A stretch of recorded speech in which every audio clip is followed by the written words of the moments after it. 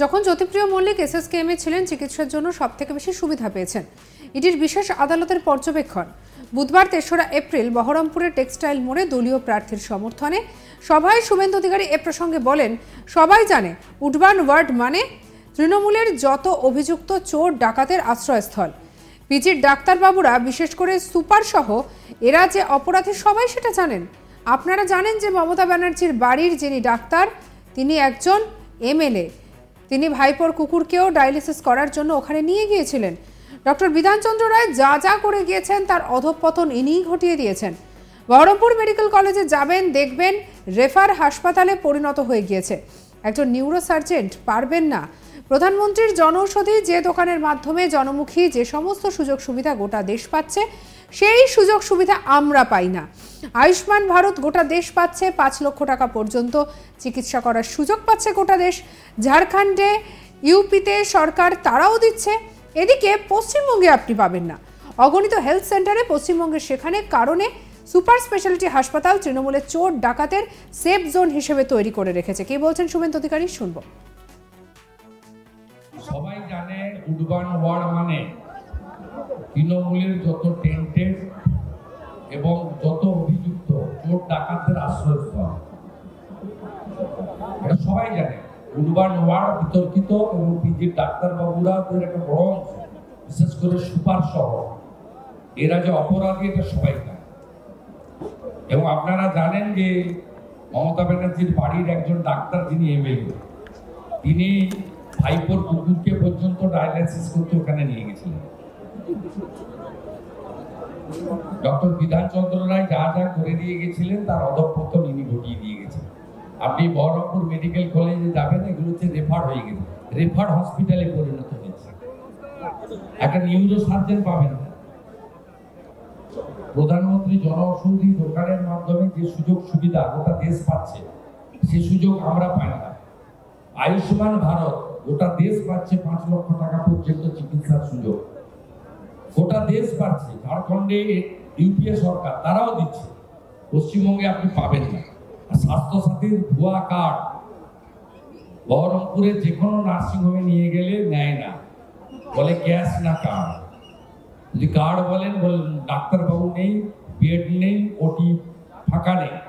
আর যদি ক্যাশ দেন তাহলে আপনাকে ভর্তির সুযোগ দেয়। সবচেয়ে অবহেলিত হেলথ সেক্টরে পশ্চিমবঙ্গ। সেই কারণে হসপিটালগুলোকে এবং সুপার স্পেশালিটি হসপিটালগুলোকে তৃণমূলের চোর ডাকাতদের সেফ জোন হিসেবে মমতা ব্যানার্জি তৈরি করে রেখেছে।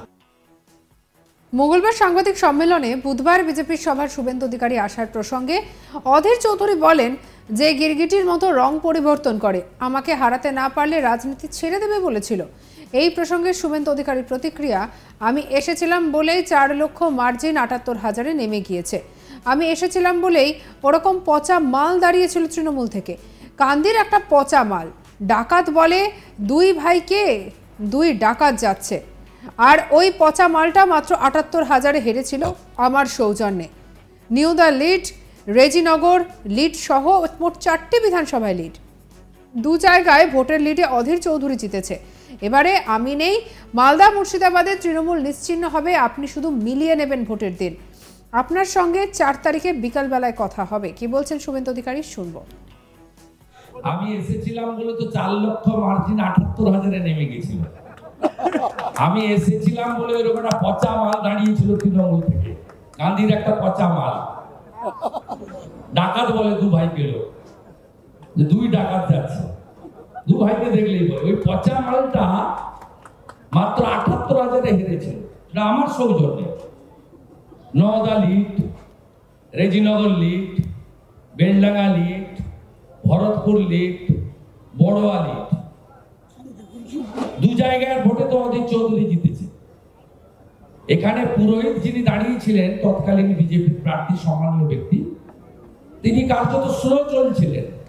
এবং আমি মনে করি ভারতীয় জনতা পার্টি কর্মীরা ভোট দিয়েছে বিজেপি প্রার্থীকে, যে সনাতনীরা শক্তিপুর থেকে সর্বাঙ্গপুর তাদের ভোটে উনি জিতেছিলেন। বলেছিলেন আমি মসিয়া।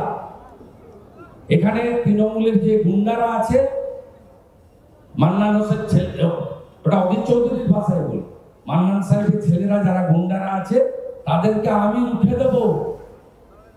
মানুষ ওনাকে ভরসা করে ভোট দিয়েছিলেন। আর এবারে আমি নেই, মালদা মুর্শিদাবাদে তৃণমূল নিশ্চিহ্ন হবে। আপনি শুধু মিলিয়ে নেবেন ভোটের দিন, আপনার সঙ্গে 4 তারিখে বিকেল বেলা কথা হবে। লিপস্টিক ঘুষ নেয়, ভ্যানিটি ব্যাগ ঘুষ নেয়, লোকের কুকুর চুরি করে মহুয়া মৈত্র। রাজমাতা জিতবে 2 লাখ ভোটে, আর ওকে বলবে কাপড় চোপড় গোছান। বুধবার 3রা এপ্রিল বহরমপুর টেক্সটাইল মোড়ে বহরমপুর লোকসভা কেন্দ্রের বিজেপির প্রার্থী নির্মল সাহার সমর্থনে বিজয় সংকল্প সভায় এই দাবি করলেন রাজ্যের বিরোধী দলনেতা শুভেন্দু অধিকারী। প্রসঙ্গত, কৃষ্ণনগর লোকসভা কেন্দ্রটি নিয়ে এবার রাজনৈতিক মহলে জল্পনা তুঙ্গে। এই আসনে তৃণমূল প্রার্থী করেছে লোকসভা থেকে বহিষ্কৃত তৃণমূল সাংসদ মহুয়া মৈত্রকে, আর বিজেপি প্রার্থী করেছে রাজমাতা অমৃতা রায়কে। এমনকি দলীয় প্রার্থী অমৃতা রায়কে ফোন করে আস্থা জুগিয়েছেন খোদ দেশের প্রধানমন্ত্রী নরেন্দ্র মোদী। এরপর শুভেন্দু অধিকারীও বহরমপুরের তার সভায় তুলে আনলেন সেই মহুয়া মৈত্র প্রসঙ্গ।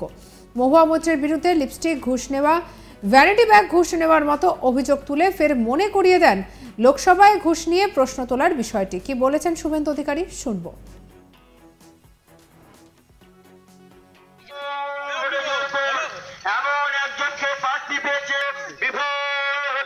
মামলা করার পরেই আত্মমনাত্মক হচ্ছে মহুয়া মৈত্র, বলছে বিজেপির দরজা খোলা না এলে এবার তিহার। এক্স স্যান্ডেলে পোস্ট করেছেন মহুয়া মৈত্র, কি বলবেন? আরে লিপস্টিক ঘুষ নেয়, ভ্যানিটি ব্যাগ ঘুষ নেয়, লোকের কুকুর চুরি করে। ওরা রাজমাতা জিতবে 2 লাখ ভোটে, 2 লাখ ভোটে জিতবে, আর ওকে বলবো কাপড় চোপড় গোছান। আরে লিপস্টিক ঘুষ নেয়, ভ্যানিটি ব্যাগ ঘুষ নেয়, লোকের কুকুর চুরি করে। ওরা রাজমাতা জিতবে 2 লাখ ভোটে, 2 লাখ ভোটে জিতবে, আর ওকে বলবো কাপড় চোপড় গোছান। এদিন সভামঞ্চ থেকে শুভেন্দু বলেন, মুখ্যমন্ত্রী ও তার ভাইপো উত্তরবঙ্গকে ঘৃণা করেন। মুখ্যমন্ত্রী নির্লজ্জ, তিনি মাঝরাতে গিয়েছিলেন তুখিচ মেরি ফটো করতে, এবং তিনি মঙ্গলবার 2রা এপ্রিল চালসাতে নৃত্য করেছেন, যেখানে খোলা আকাশের নিচে মানুষ বাস করছে। আমার অনুরোধ, সেখানে রোটারি ক্লাব ফল কাপড় দিয়েছে, আজকে একটা এনজিও 1000টি মশারি দিয়েছে। সেখানে মুখ্যমন্ত্রী কালকে নেচেছে, আর মুখ্যমন্ত্রী ভোটের জন্য চার্চে গিয়ে খ্রিস্ট ধর্মের লোকেদেরকে উস্কানি দিয়ে এসেছেন। সেখানে তিনি বক্তৃতা দিয়েছেন, বিশপকে পাশে বসিয়ে তার মধ্যে ভারতীয় জনতা পার্টিকে আক্রমণ করেছেন। এই মুখ্যমন্ত্রী বিভাজনের রাজনীতি করেন। কি বলেছেন, শুনবো। মুখ্যমন্ত্রী এবং তার ভাইপো উত্তরবঙ্গকে ঘৃণা করেন। মুখ্যমন্ত্রী একটা নির্লজ্জ, তিনি মাঝরাত্রে গেছিলেন তুখিচ মেরি ফটো তোলার জন্য ময়নাগুড়ি জলপাইগুড়ি, এবং তার কালকে তিনি ওখানে চালসাতে। সঙ্গে রাখুন আজ তাক বাংলাকে, সাবস্ক্রাইব করে নিন।